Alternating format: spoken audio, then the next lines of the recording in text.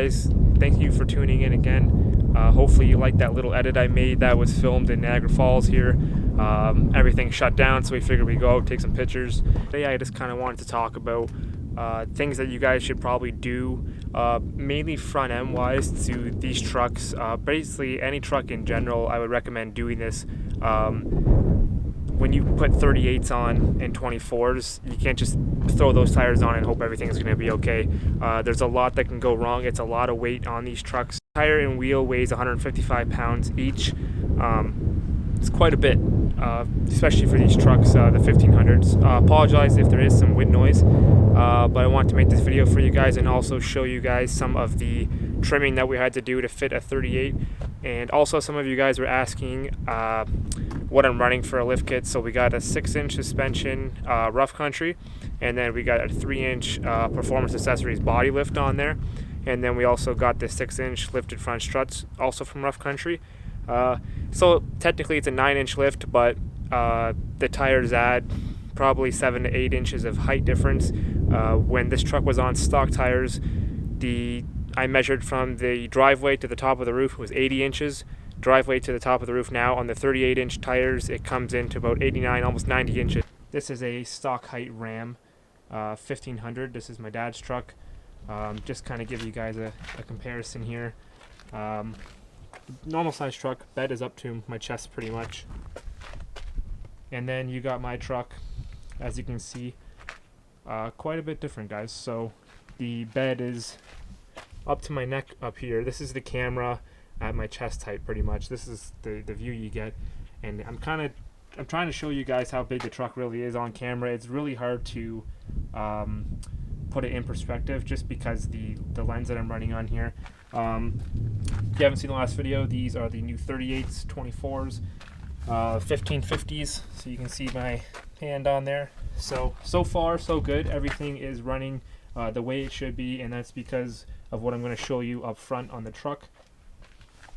And as you can see with the negative 51 offset, that is what we're getting on the side of the truck there when you go through a puddle, but it's kind of the game you got to play if you want tires that stick out. So making our way up to the front here, I'm going to start out. This doesn't really have anything to do with the tires, but it's just something I'm going to show you. These are brand new front brakes, as you can see. I showed them a bit in the last video. I think it's just going to focus on the wheel there, but so yeah, brand new front brakes.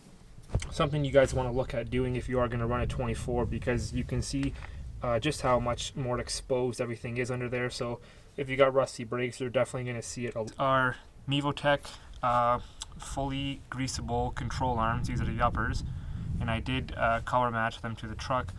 You can see the grease fitting right there. I did run these last year or the year before, and they work pretty good. No complaints. So you can see we have the brand new lower control arms in, also from Mevotech. These are the new axles. I forget who makes these, but those are the brand new axles, and you can see how good the angles are. You kind of want them just like that. You don't want them on a crazy angle. A lot of lifted trucks, they go on a pretty crazy angle, and honestly I just replaced these. I've had people ask me before how I'm getting the angles, and I just replaced them, and that's the way they sit. And you can see the grease fitting on the lower control arm there too. So everything's fully greasable in the front end, which is what you want. Some of the stock parts are not greasable, so once the bushings are gone, that's it. You got to replace them. And you can see the new front brake under there. And we did the exact same thing on the other side. Alright guys, so what I just showed you there was the new front end parts that I just had installed. Truck rides pretty good for what it is. It's not quiet by any means. It's not that smooth, but you got to remember that you're running a 38-inch mud tire on the pavement, on the highway. Obviously, you're going to get some road noise, so I think people are expecting it to be a smoother ride, or the tires they're way too loud. They say they're junk, but you got to, like, these tires are meant for mud. They're not meant for going on the road. They're not meant for going on the highway all day, every day. And that's what the truck is, and I knew that because the truck is a show truck. So if you're going to be buying massive tires and thinking that it's going to be a smooth ride, quiet, as a daily driver, they're not going to be. Like, you got to just get used to it. if you're all about the look, you don't care about the noise like I do, just turn the music up and everything's fine. I'm really just trying to show you how important it is to really do the maintenance before you put these tires on. This truck was on 37s last year, and I did the maintenance again, and the truck didn't need everything that I just had done to it, but I wanted to replace it anyway, just so you don't run into problems. See, we had to trim right there. So nothing crazy on this side, but the driver's side is where we ran into, not issues, but where you had to do a lot of trimming. So we'll start with the front bumper. As you can see right here, we had to cut, and then also the lower plastic piece also had to be trimmed. So it's not a lot. I tried to make it as smooth as I could, and I didn't want to take off too much up top here, but these tires I can fully turn without hitting, and that's basically it. But when you come back a bit, you can tell it's trimmed, but it doesn't look too terrible. And then here is where you run into some issues. You have to trim this pinch weld at the back there. You can see. Don't do what I did though. I trimmed it with the wheel well liner in. Take the wheel well liner out, trim it, and then put the liner back in because it'll cover up where you cut.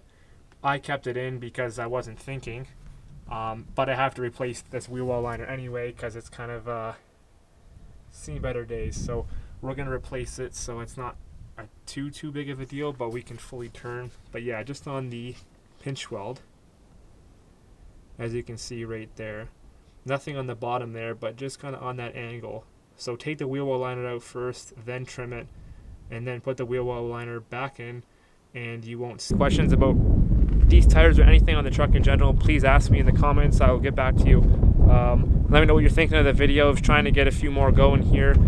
With the whole virus thing going on, it's kind of hard to produce some videos, not a lot of content to make, but I promise when the virus is over, we're going to have a lot of coverage this year on car shows, truck shows, all that stuff. Alright guys, thank you for watching this video, and yeah, stay tuned for the next one. Thanks for watching, guys.